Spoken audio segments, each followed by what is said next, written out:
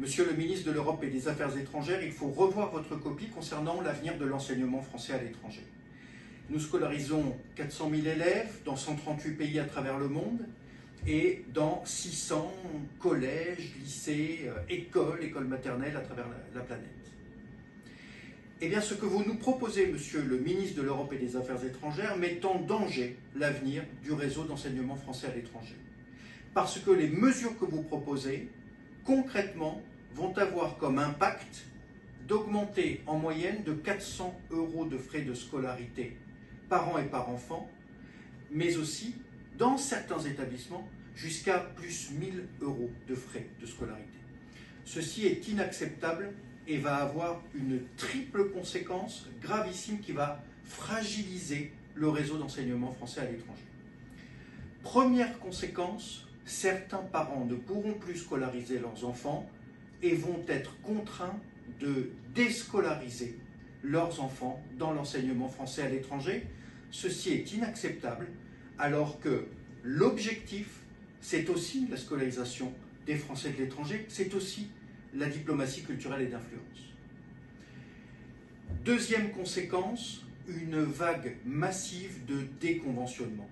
En effet, vous proposez qu'il y ait un avenant à la convention qu'ont certains établissements. Je vous le dis, monsieur le ministre, vous allez faire face à une vague de déconventionnement dans le réseau de l'AEFE. Enfin, troisième conséquence, nous allons vivre en 2026, à cause de vous, une vague de déhomologation. Une déhomologation, ça veut dire tout simplement que certains établissements partenaires vont quitter le réseau de l'AEFE. Ceci contrevient totalement à l'objectif CAP 2030 fixé par le président de la République en 2018 lors du fameux discours de la Sorbonne, qui visait à doubler le nombre d'élèves, passant de 350 000 élèves à 700 000 à l'horizon 2030. CAP 2030, je l'ai toujours dit, était une erreur. Et là, vous prenez des mesures qui très clairement vont aller totalement à l'encontre. Alors il existe des solutions, bien entendu. Un certain nombre d'entre elles passent notamment par le fait d'agir par rapport, évidemment, à la question des recouvrements.